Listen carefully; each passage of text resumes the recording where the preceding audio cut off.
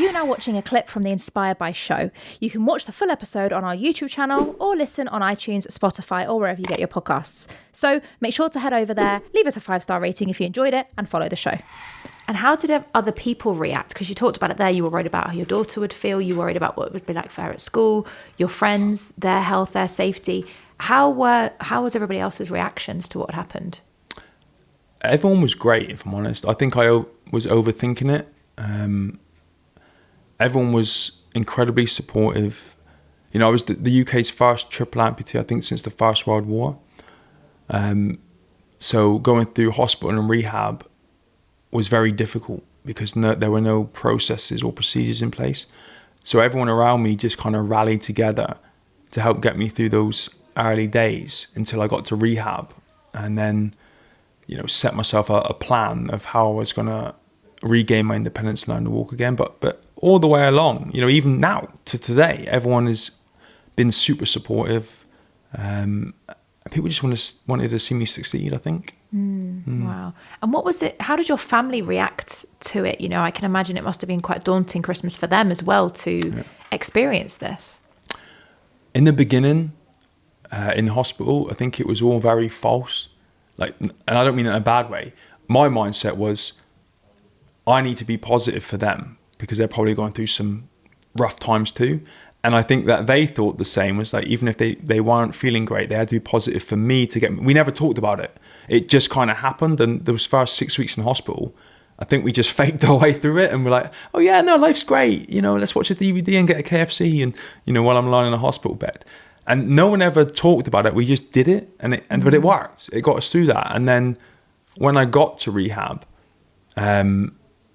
it changed. And, you know, the positivity and the support and the motivation leveled up, but it was real at that point because I'd started setting goals, and it wasn't about just survival at that point. It was about dominating this, regaining my independence, and then reclaiming my life. One of the things I really value from you, Mark, from the research I've done and listening to podcasts you've done before and getting to know you, is you're such a driven person. You know, from what I've heard and from getting to know you, you've never sat there and gone, pity me, victim mode, and so on. Have you always been like that, or do you think this was a defining part to that journey for you?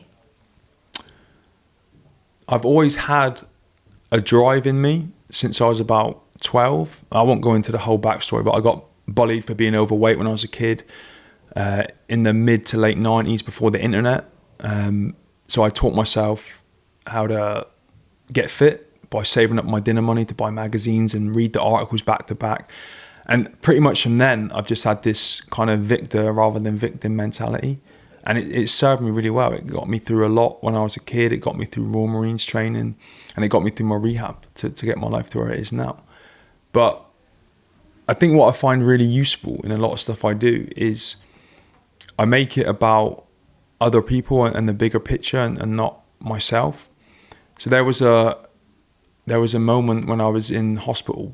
I spent 6 weeks in hospital, and I was about 5 weeks into my stay, and I was visited by the Commandant General of the Royal Marines and the Corps Regimental Sergeant Major, so the two most senior men, officer and enlisted men in the Royal Marines.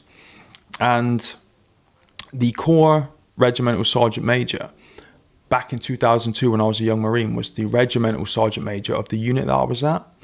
Now, the short version of this story is we call it getting charged if you're in trouble.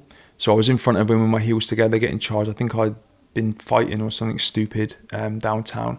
But I'd cut the lining out of my beret, and it was one of the things he hated. So when I was stood in front of him, he could see that I didn't have a lining there. So he took it off me, pinned it on his notice board, sent me into town to get a new beret, and I had to wear that one. Now, this was probably 6 months after I finished my training. So I was a young Marine. He was a senior guy in the military, and we hadn't seen each other since. When he came to visit me in hospital, he brought me my beret, and he remembered it. And I remember sitting there thinking, how does a guy this established, this experienced, remember an idiot like me? Because he must have had hundreds of guys stood in front of him over the years that he'd done the same thing to. And it really impacted me. And I remember lying there thinking, this is what the Royal Marines is about. You know what I mean? We're a small group of men, close-knit, family-focused kind of organisation. So when I leave hospital, when I go to rehab, when I'm in rehab, I'm going to be in a tri-service environment. So I'll be surrounded by Navy, Army, Air Force, and Royal Marines. And I never really worked in that environment before, but my mindset was I'm going to go to rehab and I'm going to show them what being a Royal Marine is about.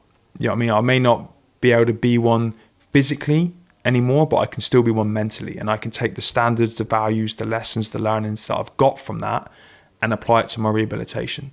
So that's what I did. From day one that I got to rehab, I had my goals set. I had my plans set. I briefed my entire team about what I wanted to do and how I needed their support. And we just hit the ground running from day one. You know, it was all about setting a goal, creating a plan, and then taking action on it. And I didn't really have time to sit and dwell on my situation. All I was doing was focusing on moving forward. And with those people around me continually supporting me, it made the whole thing, it was a lot of fun. Bizarrely, the whole process was a lot of fun. And I always just found myself in a position where I was aiming for the next thing and aiming for the next thing and aiming for the next thing. And it put me on a path that I'm fortunate enough to still be on now, to this day. That's a huge part of your journey, though. You've continued to support the Royal Marines and you still, even now, sat here, are so passionate about what they stand for. At any point, Mark, did you regret enlisting, or did you regret like dedicating your life to that sort of cause? No, not at all.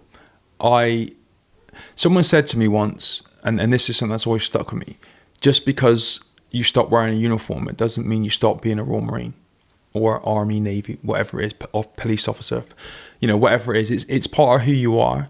The biggest thing is your mind and how you develop your mindset when you're going through the training, the deployments, the operations, the exercises, and all that kind of stuff.